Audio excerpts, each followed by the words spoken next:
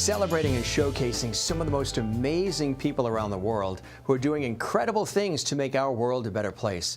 This is CUTV News. I'm Jim Masters. Thanks for joining us. Today we celebrate Nina Kelly. As a mythologist, storyteller, author, humanitarian, Nina's sense of adventure has always been sparked through learning more about people and their cultures. Nina believes if you understand a person's cultural background, stories, myths, and rituals, acceptance is more readily attained. Her compassion for the art of healing through stories brought her to the place of writing her book, Grace Has a Silent Voice. Through many years working with death and dying patients, she gained a tremendous respect for the proper honoring of story in one's life. In this book, she wishes to acknowledge all the silent heroes that walk into our life for a moment, then quickly disappear. This interaction inevitably leaves an imprint that continues to remind us there is beauty in humanity. Simultaneously, Nina devoted her life to the creative and performing arts. Each culture is strongly embedded in healing through the various art form expressions. She strongly promotes this concept as demonstrated throughout history. Nina challenges us through the inspiration and motivation of storytelling. She's also contributing author to Saving Wednesday's Child and the Amazon bestsellers Success Mastery with Jack Canfield and The Big Question with broadcast legend Larry King. In addition, Nina is a partner in 4 Women Films and executive producer of the short provocative film Dandelion. She's also an executive producer of the poignant documentary A New Leash on Life, The Canines for Warriors, which serves as a testament to her passion of healing through animals and their amazing, pivotal, and endearing role as healers for veterans plagued by post-traumatic stress disorder. It's my pleasure to welcome Nina Kelly to CUTV News for an exclusive interview. Nina, thank you very much for joining us on CUTV News. It's a pleasure to have you with us today. Thank you so much. I appreciate it. Wanted to meet you for a long time. You're so busy, an executive producer, an author, writer, storyteller, humanitarian, mythologist. We're going to break all that down for the audience, but first, mythologists. How do you define what a mythologist is? Well, a mythologist is someone who has studied many cultures, their philosophy, their psychology, their literature, their rituals, studying with the people themselves, and really learning about different people and what makes up the world. Yeah. And that is really fascinating because I'm sure you learn a lot of different things in that process, right? Yes. You know, I have not seen the world the same. Mm-hmm. You just don't. You know, you see with a different lens. How has it changed for you, would you say? What are the things that stands out the most? I think the best thing that I can say is that once you learn about different cultures and different people, you don't try to change them. You accept them, and it helps you to understand where they're coming from, what they're about, what's the food they eat. You know, what are the things they love to do? So you look at that with a different lens, and you just don't see things the same way. Yeah. And that's important, right? Because it gives us a different perspective and appreciation for different cultures and different viewpoints. And sometimes maybe we'll make some changes of our own, too, that can enhance our lives and the lives of others, right? Yes. We have a saying in New Orleans that it takes many ingredients to make a great gumbo. Well, that's kind of how I look at humanity. All these great ingredients makes wonderful humanity work. So we're talking about humanity. Yes. And you are a humanitarian. I mean, you're so involved in the community. You're always giving back to people. How do you define what a humanitarian actually is? Again, everybody has their own perspective, but in terms of how you live it every day of your life. I'm gonna, you know, sometimes when you're when you're busy being in service of others, it's just so natural. And I think that's how I call it my tithing to humanity. I work equally, if not harder, on my gift to humanity, and I just want to be in service.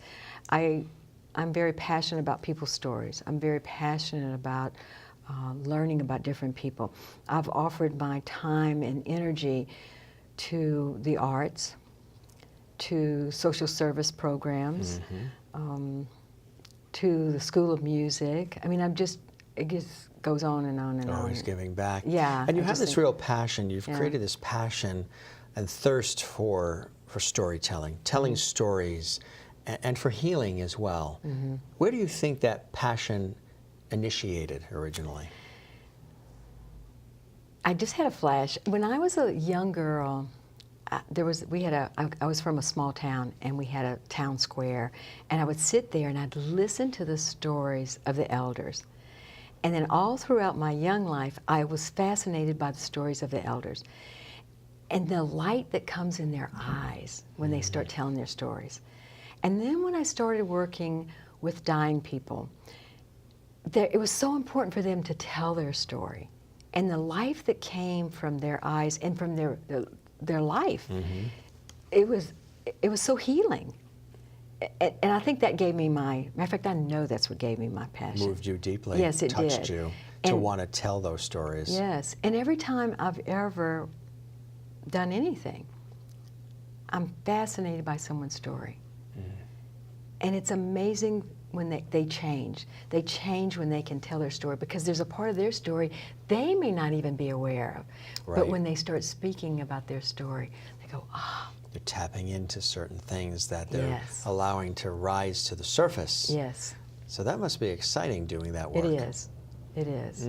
Yeah. What's your favorite part about it? Is it giving people the ability to have the light shine on them so they can tell that story? Yeah. Creating that safe zone for them to be able to remote and share? I'm so happy you picked that up, because that's true. Being the listener. And when I just had an experience the other day. I met someone strange. I was on an airplane, and all of a sudden I looked over, and they had these photographs of this. Obviously, it was a tribal union of people getting together. And I go, oh, I normally don't do this, but that's fascinating. And then he said, thank you for asking. And then that was it. He, for the next 2.5 hours, shared all about his life. And at the end, he said, thank you for asking the question. See, those are incredible moments. And sometimes we don't seize them, but they're in front of us, right? Yes. Yeah. So what were you left with that? Because obviously he was left with something that you noticed. But what were you left with? That he was a phenomenal hero doing incredible things, and no one really knew about it. You know, he was one of those great heroes. But it intrigued you. But it intrigued me. And it's one that should be told. Yeah. Speaking of storytelling, you've written this amazing book, Grace Has a Silent Voice. What was the inspiration for this book here, Nina? These are true stories of individuals in the times of tragedy that have the resilience of the human spirit in times of tragedy. And at the times when you think you couldn't even begin to shine, they rose to the occasion. I felt compelled to write these and honor these people. And these are phenomenal stories, and they are heroes in my book, in my world. So as you were writing this book, it must have been a very cathartic experience for you too. Yes. Therapeutic in a way, right? Yeah, it really was. Tell us about that. What was that process like, writing this book for you? Well, see, now that's going to bring tears to my eyes, because there's a story in there of a man who lost his wife and his daughter at the same time. And I was a organ procurement coordinator, transplant coordinator, and I had to ask for consent at the time. Now, can you imagine going to work early in the morning and you have lost your entire family by 7:30 in the morning? That's incomprehensible for most of us. And in the hospital, I always said a prayer before I went to see the patient, always, that please give me the right words. And when I asked him, I'll never forget this, he goes, my wife and my daughter will live on. But then he said to me, I can donate everything but their heart. Will you forgive me for that? I couldn't believe that. And I said, there's nothing to forgive. This is the greatest gift you can give to anyone, is an opportunity for someone else to live. these are what these stories are about. How could that not affect me? I went and I watched him, and at the time he was so strong, and he wanted to give something back. He wanted to give something back. You know? So the book itself, what do you feel overall it signifies? The beauty of the human spirit. Through trial, tribulation, Yes. resilience. The resilience. And, you know, there's so much negative press, Oh, sure. a lot, all over the world. All day long. I can't tell you how many times I have been in the face of death with people and the tragedy there. And the life, it doesn't make sense, but the life that comes at the time of death is the most profound experience you'll ever experience. I felt compelled to honor these people. Because you've worked around death and the dying. Tell us a little bit about that important work that you've done. Well, that was a lot of my career. I did a lot of private duty with people that were dying, and so I happened to be with them at the time that they did die. I also was involved with the medical school with organ donation, transplantation. So I was at the time of asking consent, managing the donor, bringing the organ to wherever the new donor was going to be. So it was from, you know, it was always life, death, life, death, life, death. I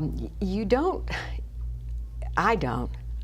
You know, I'm a serious person, but I certainly don't take life that seriously. You can't, right? You can't. Right. I mean, you know, because it's gone, and it happens. So you better live and enjoy life, you know. Absolutely. Yeah. I mean, it's quite an experience to be. How did you deal with it day to day, knowing that you're around people that were eventually going to pass away? Did it make you more resilient? I never thought about it, but obviously it must have, because I'm still here. I mean, you know, Right. I'm still here. But I also, I called it tithing. My tithing was in the arts. So, you know, if you're always walking in death, so to say, you're walking on the side of death, Sure. then the life, I find that the arts are healing and the profoundness that comes from that. So that's how I balanced it. And I worked, like I said, I gave equally as much to my tithing life as I did to my professional life. You also have this amazing love for animals and the healing power of animals too, and involved in that wonderful documentary involving animals. Tell us about this wonderful documentary that you worked on, specifically with dogs that are actually working alongside veterans. Yes. These are dogs that are taken out of the shelter, and they're trained for 3 months to be the partner of post-traumatic syndrome warriors. And then they go and they live in this home together, and they're trained. And these post-traumatic syndrome wounded warriors, it gives them, the name of the documentary is A New Leash on Life, and that's exactly what it does. I love that, a new leash on life. It's a That's yes, great. it's incredible. Because that's what's happening. It's like a new lease, but yet play on the word yes. leash. And during the filming of this, and those soldiers were telling their story, the dog that's assigned to a soldier picked up the emotion and put its head on the soldier's lap, could pick up the sensitivity. Yeah. It's phenomenal. This and unconditional love. it's unconditional that love. was created. Yes. It's amazing, isn't it? It's amazing. And those dogs stay for the life of the dog. And And so they are partnered up yes. to the end of time. Yes. For the dog. And when you listen to the soldier tell the story, listen, I was, because they were wounded. And many of them carry the guilt that their partner, that their buddies didn't make it back. Right, So they have that, experience, sure. yeah. So they have that guilt. But when there's this dog that comes there, it becomes like a buddy. it's their buddy, and that dog is so intuitive and so Yeah. sensitive. And you look in the dog's eyes, and then you look in the soldier's eyes. It's a miracle. So did you do a lot of traveling for that? Did you have to go all over the country, or how'd that work? No, the filming was done in Florida because the agency is right outside of Orlando, and that's where it was filmed. And it was great. The premiere was in New York, It was the facility. Because this is fresh. This Oh, is it's- a new, yeah. this documentary that we're talking about is brand new. Yes, and it was produced and created by and directed by Nick Nathan. And he has done a remarkable job. I mean, a remarkable job. It premiered in June. It was phenomenal. And what did it feel like being part of that producing team? That must have been exciting for you. It was so exciting because you're seeing something, because you're seeing right before your eyes. You see what's happening. You see the results. It's immediate results. And yes, it was so exciting. And the honesty of the soldier to share their story. See, it goes back to story. Yeah. And the ability to, once you recognize what your story is, that's the healing. That's right, because everybody has a story. And everyone's story is different. Right, exactly. So all these things that you're telling us about are threaded together. I mean, it's the story of your life. Everything, you know, if you really look at it all and analyze it, it all flows beautifully from one thing to the next, which is part of your own life's journey. Another thing that you did, this wonderful book here, The Big Question. And the person on the cover, of course, in addition to Nina Kelly, Larry King, the broadcast legend, who I've always admired as well. How did you team up with Larry King to co-author this book, The Big Question? Well, I'm one of the co-authors, and this all came about from a documentary. We just completed the documentary. It was filmed it was shown in September of this year in LA. And what was that about? Okay, that's the life of Larry King. It's That's called his A life. Celebration of Life. Wow. And that was remarkable. Again, that was so interesting because I'm going to quote Mr. King. He said, "Look, I'm 84 years old. I've had a lot of life experiences. And you see with a different lens. You see life so candidly." And he was very passionate about telling his story, how he became a broadcaster, and the humanness of all. Look, we make mistakes. Sure. And we all do. But he was so candid about it that I was impressed. And as he sat there were 12 of us in this one particular screening, and he's telling us, and I'm so taken back by the honesty of this man. And you know, he has exceptionally dry wit. Oh, absolutely. That New York quick wit, the dry, absolutely, which I appreciate. Yeah. I know, it's really funny. So from that came the book, The Big Question. And he was very interested in, what is your question? And then answer your question. And so that's kind of how that all came about. Wow, Yes. that's amazing. Yeah. So you sat down with him and just rolled. Well, I didn't sit down with him. You know, there was several of us there, and so he was actually. We were filming, so he did the speaking. But then after, you know, you have a gathering and you're talking and everything, and that's when all this other came about. And it's just, he was so easy to be around because, you know, I grew up watching Larry. We all grew up watching Larry King. He was on the Mutual Broadcasting Network on radio, and of Yeah. course CNN for so long. Yeah. What did you learn from this experience? What did you take away from interviewing somebody like a Larry King, or just meeting him and learning about his life and the things he went through and the things he accomplished? Yes, I learned it is totally all right to be passionate about what you are passionate about and go for it, you see. And it doesn't matter because it's your dream, it's your vision. And he stayed true to what he wanted to be. And I learned that that's okay. You know, we're going to all have our own little trails and do our own little thing. Not little, they're all huge. I mean, that's a Southern thing. Absolutely. but you know, so we're going to all have our moments of passion, and then honor that, keep that fire going, and don't let anything stop you. Don't let anything stop you. Don't let anything stop you. Was there anything in this process of this book that surprised you, either about Larry or just the process itself? Yes, he gave me permission because many people wrote about business, and I wrote about what I was passionate about. And that gave me that permission. And watching him, because he has these piercing eyes. Sure, yeah. And he looks at you. And he looks through you. He does. And then you're going, just go for it. Answer the big question. Answer the big question. And my question was, why does music matter? Because it stirred. That's what has kept me alive my whole life. Music. And I thought, that's the question, and that's what I'm going to answer, because it allowed me to speak my truth. See, that's incredible. Yeah. It's incredible when that happens, and you don't even know initially going into it that this is what's going to develop. Yeah. But it does. I know, because I'm going, Larry King, what am I going to write? Right. What am I going to say? It's easy to get stuck on just that. Yeah. But you allowed yourself to go through that and then get to let it pass and then get to the heart of the matter. Yes. It's a fascinating book. Really is. And another person that you teamed up with, this is actually one of two books. Yeah.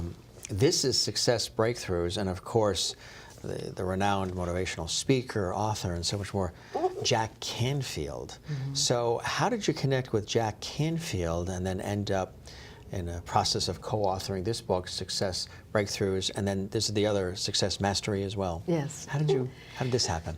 Well, I took quite a bit of Jack Canfield's training, and I've learned a lot from Jack Canfield, and I respect him. And so that kind of things, life happens. Sure. I don't know how it happens. I have a million stories of my own, probably go, I cannot believe this happened. But it just kind of spiraled from that.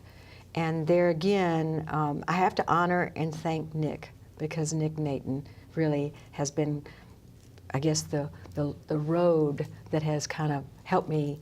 I mean, that it just opens. And it's like the invitation comes, and you can either accept it or not. Or not. Yeah. So if people are not familiar with who he is, tell us a little about... Nick Naton is with DNA Agency, which he has produced 80 movies and 50 documentaries, and he is a mover and a shaker. So he's involved in this, obviously. He's involved in this too, yes, this absolutely. Well. So what is this about, Success Breakthroughs? What Okay, is the this concept? is about individual stories of people and what transpired that turned their life around. And so you were to write what happened with you, was it whether it was in business or whatever. I wrote about people, other people, and just from their stories, how the resilience of those people. Also the paradigm of, I also write about the orchestrated paradigm of, as we're going down the journeys of our life, what comes from those, what gifts come from those, if we honor those stories that are within us, or the stories of others, because you always gain something from other people's stories. Absolutely. Yeah. You really do. Yeah. You have another book too with Jack Canfield, and that's Success Mastery. Yes. Is it about mastering success? What is it about? Well, success comes here. Sure. And From within. It does. And so where is your energy behind that? And many people equate it, well, whether you have books or you have businesses or whatever you equate as success. For me personally, I believe success is internal. The rest becomes easy on the external. Mm-hmm. But you must, I personally believe, know thyself, as Shakespeare said.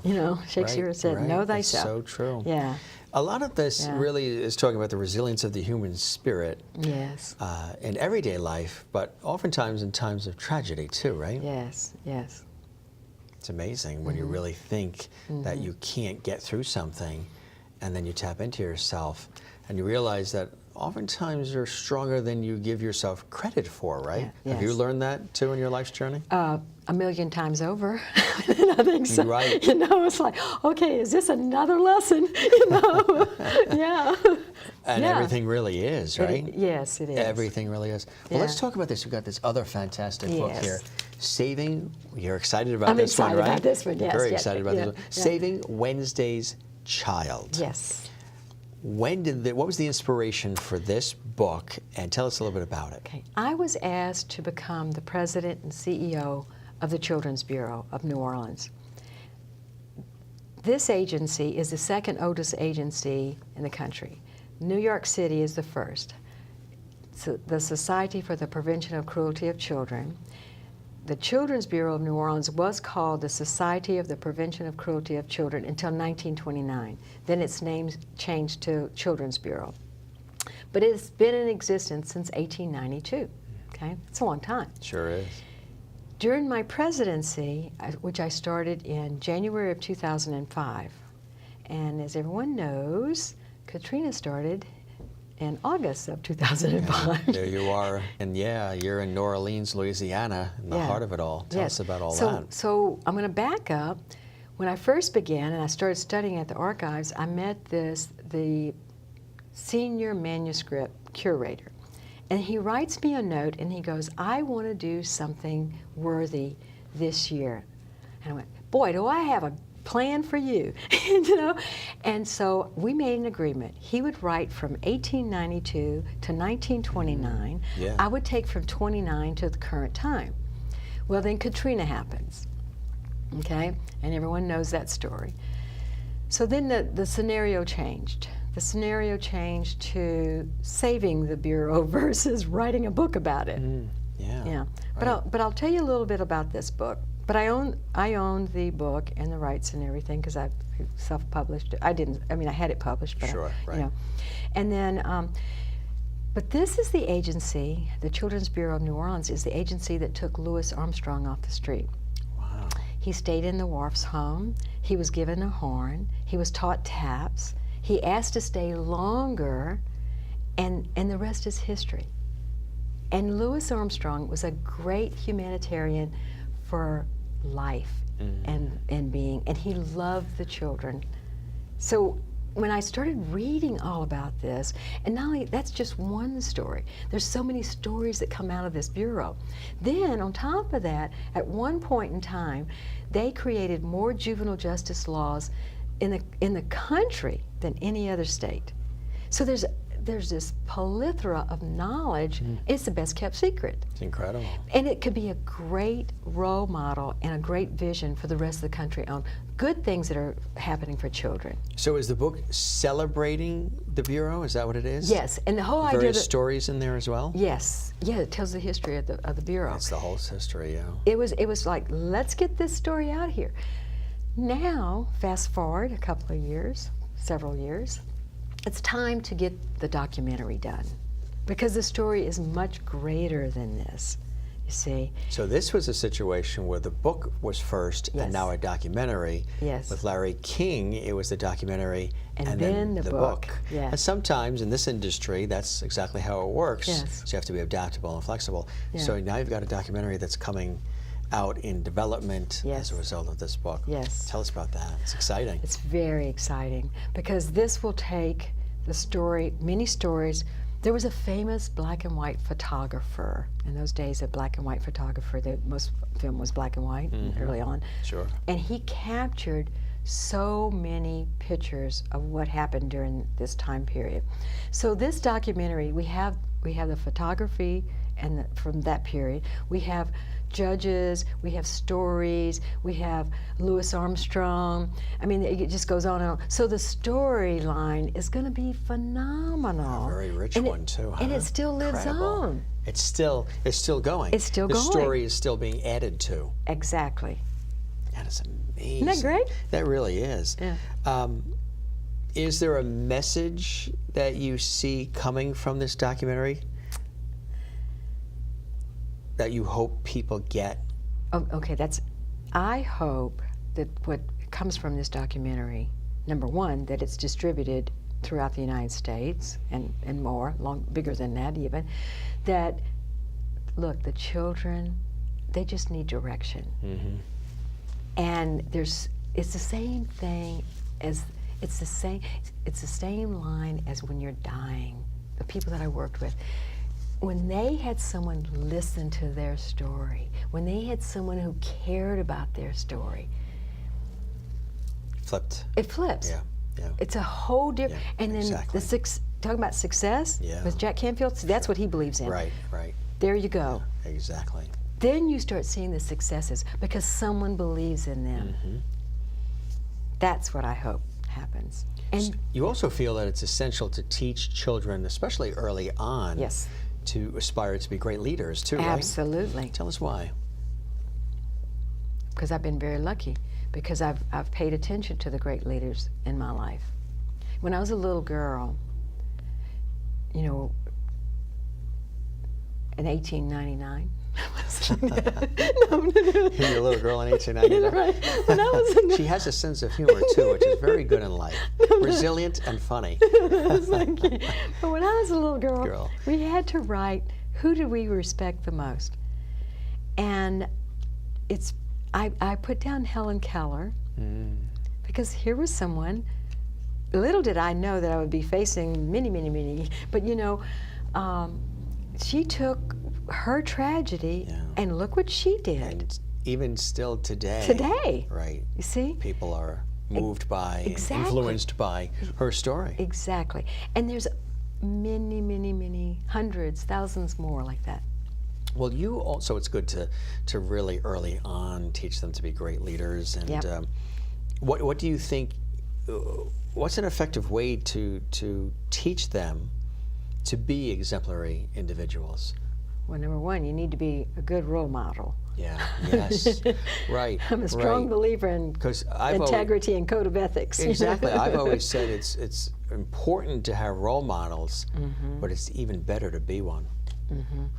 Yeah, thank you. So I think that's important.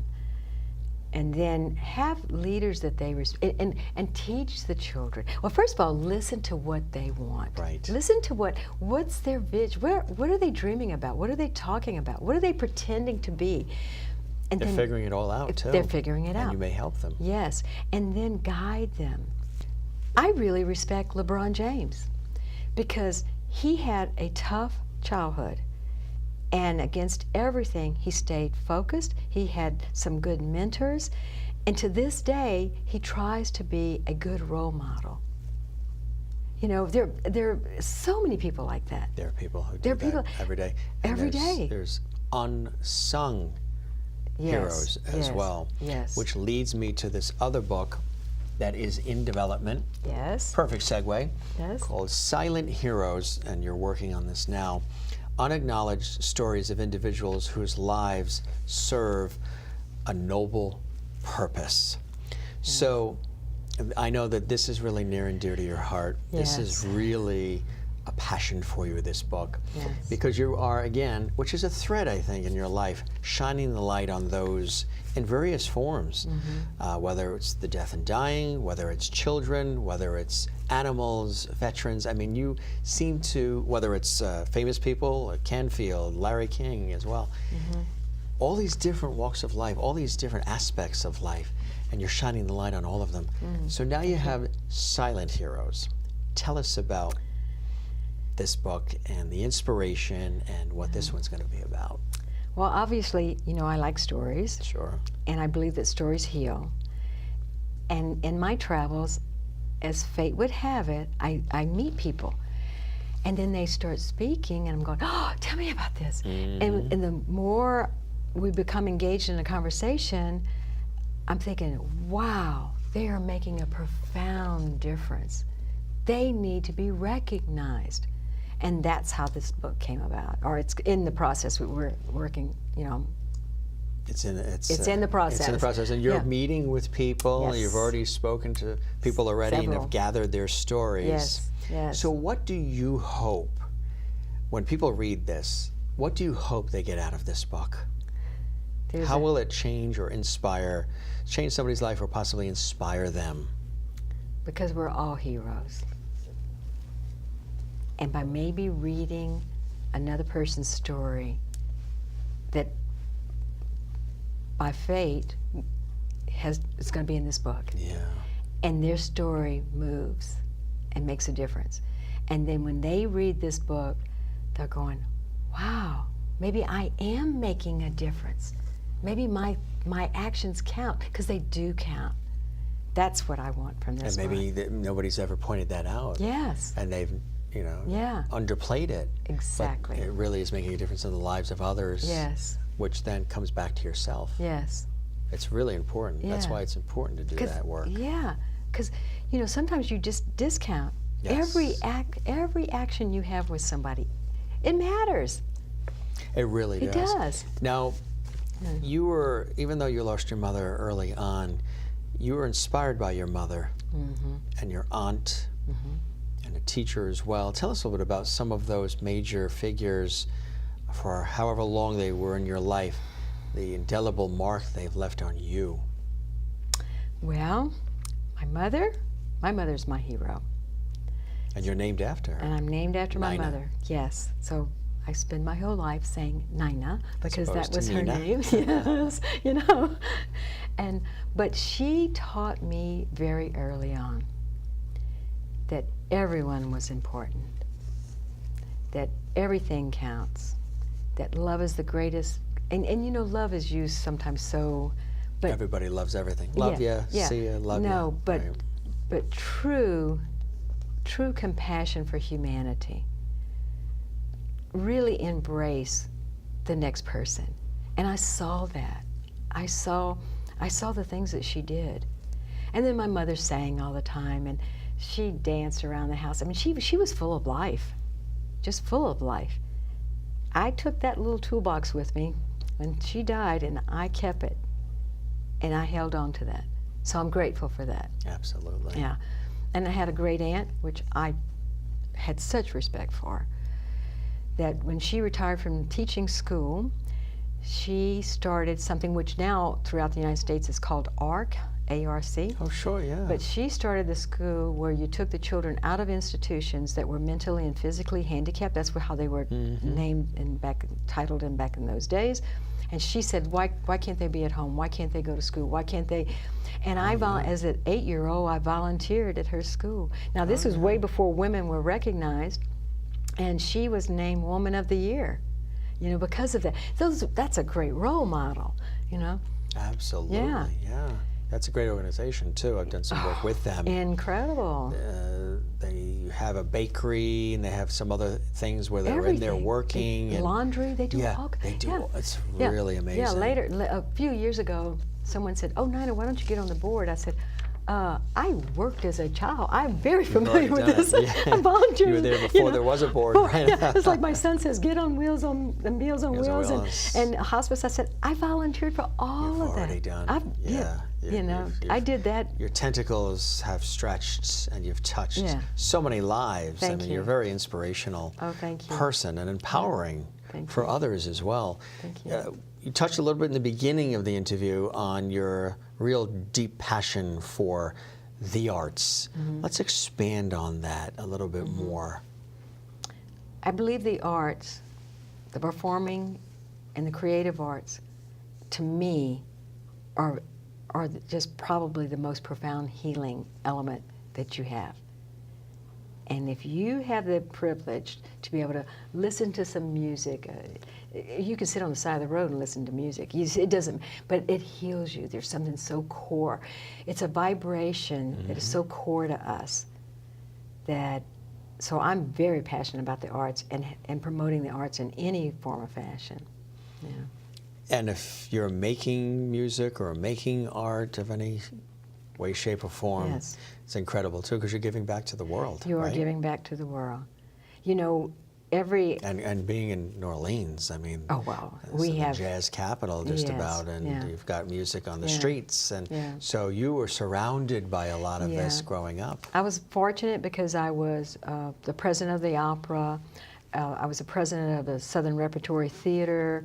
We went to England 7 times. Well, not England. Excuse me. We went to Europe 7 times. We went to Russia and Budapest and France and Bonn, Germany, because it's interesting because they were very fascinated that South Louisiana, would had this desire and thirst for this. Yeah, right? exactly. And then sat on several boards, and then it's just, but you see the passion of people. It's a great way to communicate with other people. You don't have to speak the same language. No. And New Orleans is a melting pot of many different cultures, but we can resonate when it comes to music. Music, well, for me, I'm a big, like we've talked about, big music collector, and aficionado. I don't smoke, but I call music my cigarette. I know, I like that. I thought that was great. Yeah, it's just Yeah. really, it's very healing, and it's Yeah. very uplifting. Yes. It can really create a mood or enhance a mood Yeah, on a dime. it does. Yeah. How do you think individuals, and this is sort of a larger tying things together, your body of work, what are some things that individuals can do? You're obviously living it every day of your life, to try to make the world a better place. What are some of the first things they should do in that positive, forward-moving, empowering direction?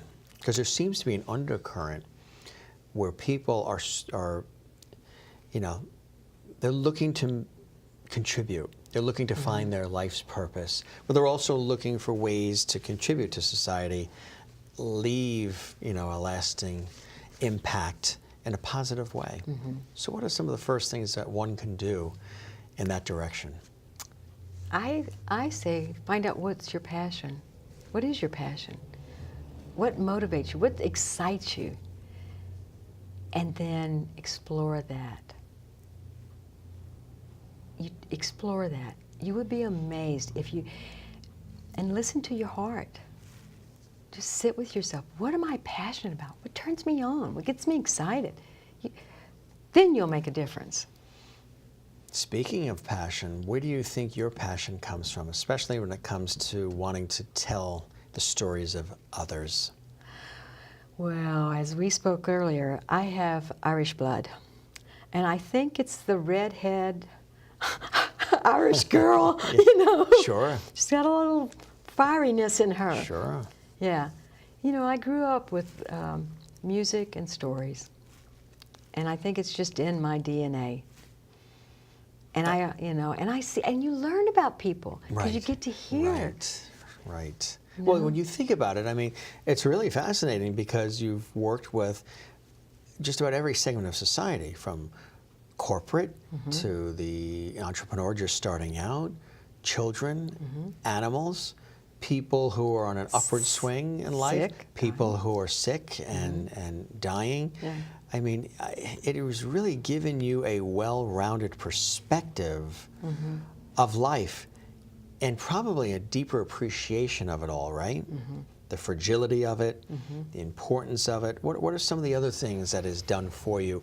These incredible experiences you've had, because a lot of us sometimes, you know, we focus on one thing and one path in life, and we master that, but then we don't get the exposure to all these other elements.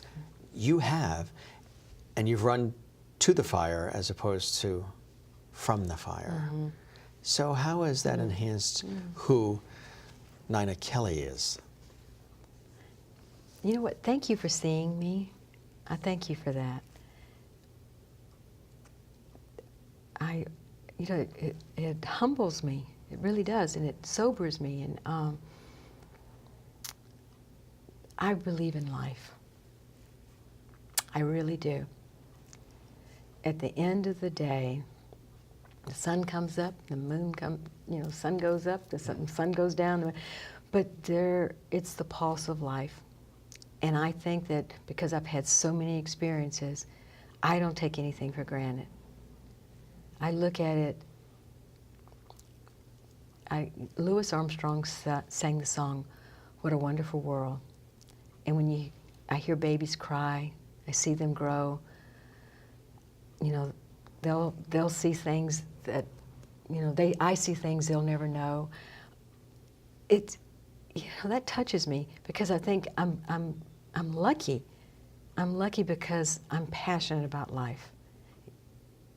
And I've had a lot of tragedy. You had loss early on in your life. Oh, I've lost a lot of people a long time, right. a lot. You know, how has that, is that a source of, not necessarily inspiration, but has that also driven you as well, because you know the fragility I do. of it all? I went through, you know, I normally don't speak about my past, but I went through a lot of deaths early on and a lot of tragedy. And yes, it gives me a great appreciation. It gives me, it makes me embrace life, you know? I don't. I try not to. I guess we all do, but I try not to take anything for granted. And I really work, I wouldn't even say it's work, I really try to see the next person. Because there's so much life in that other person. Mm-hmm. And maybe, you're right, you know, I call these gifts, you don't always sign up for them. Right. But sometimes they're the greatest gifts ever. They're right in front of you. Yeah. Right. And I look back on my life now and I'm going, you know, I'm not sure if I'd take that road, but I did, or whatever. But I think there've been blessings more than I can ever imagine come from that. All those roads you've taken have made you who you are today. I probably wouldn't know any other way. Exactly. You know? Exactly But right. thank you. That's Yeah. what it's about. Yeah. What are some of the other exciting projects that you're working on and things that you would like to do in the future? I mean, I know we had a good conversation at our dinner meeting last night. You've got a million things going on, and you're always thinking and always creating. Again, you know, a writer, author, storyteller, mythologist, humanitarian. You've worked, you know, in the healthcare industry. You've done a lot of different things. You've been touched by working with major well-known people, as well as really celebrating that unsung hero. Yeah. So you've really had, again, like I said, the full spectrum.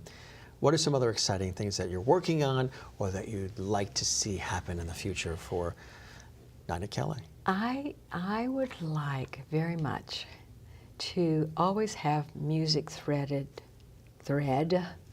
with the storyline. I would like very much to be able to share that. And it seems to me, and I also, well, there's another, but I also, I'll finish that thought, is that, and put that out there, that find your story. Help that to heal you. Help it so that you can come full circle. You know, you're never going to lose your story, but it doesn't have to be an extra piece of luggage. It can be a garden for you. See, that would be profound. Another vision that I'd like to see happen is create things to work with children, because, you know, I want to see children empower themselves early on. You know? It's important. Yeah, because they're the greatest imagining individuals on the planet right now. And let's bring out that creativity and then give them permission to be creative, but at the same time, teaching them. Teaching them as See, well. be the model. Be the model. Give them something to honor and respect, which I think certainly is called for on our planet in these days and time. Absolutely. You know? Absolutely. Well, you're making such a, you know, you. a profound and beautiful difference in everything you're doing, you. and you're going to continue telling stories and writing and producing and all this incredible work that you do, right? It's in your DNA, and it's who you are, and it's touching lives. Yeah, thank you. And laugh and play along the way. Exactly. You know? That's the thing. You have to realize Yeah. that that's what it's all about. Oh, sure. You have to savor it and enjoy it at the same time. Yeah. All these fabulous books, the documentaries. Wishing you continued success, Thank Nina. you so much. Really are a tremendous source of inspiration. Oh, thank you. And you've touched so many lives, and I'm just fascinated by all of this. And it's a joy to have the opportunity as host to, at least for the time we have allotted here, to tell your story. Because you're always touching somebody else in their lives and enhancing their lives and touching so many lives you probably don't even realize you're touching. And now here we are telling and celebrating your story.